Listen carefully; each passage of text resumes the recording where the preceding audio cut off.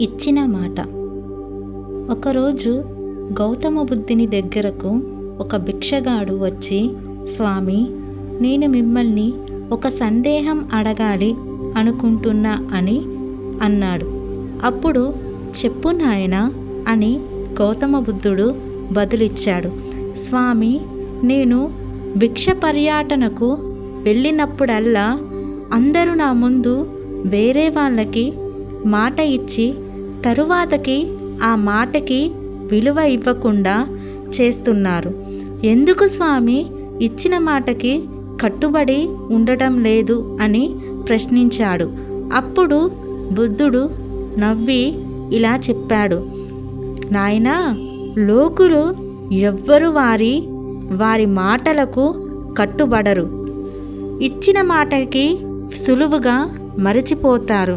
ఇది వాళ్ళలో ఉన్న సహజతత్వం తప్ప ఆ మాటకి బద్ధమై నిలబడరు.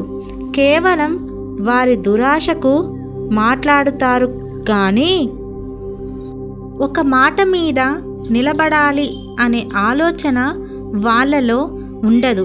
వారి మనస్సాక్షితో కూడా వారు అలాగే ప్రవర్తిస్తారు. చెప్పింది ఏది అర్థం చేసుకోరు. ఇది అందరిలో ఉండే ఒక లోపం. ఈ సృష్టిలో ప్రతిదానికి ఒక వాల్యూ ఉంటుంది, ఉనికి ఉంటుంది. దేవుడు ఇచ్చిన దానికి కృతజ్ఞత కలిగి ఉండటం ఎవ్వరికీ చేత కాదు. అది కొందరిలో మాత్రమే ఉంటుంది తప్ప అందరిలో ఉండదు. ఒక్కోసారి మనం ఇచ్చే మాట న్యాయంగా లేనప్పుడు దానిని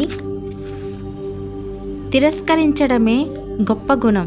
మాట అనేది నువ్వు ఇచ్చే ఒక సూచన, ఎదుటివారికి నీపై నమ్మకం కలిగే ఒక ఆయుధం. అది తెలుసుకోవాలి అందరూ. ఇచ్చిన మాట నిలుపుకోవటం కొన్నిసార్లు కష్టంగానూ ఉంటుంది. ఇలా గౌతమ బుద్ధుడు ఆ భిక్షగాడికి సమాధానం ఇచ్చాడు.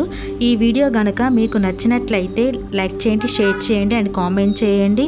And please do subscribe my channel. Thanks for watching.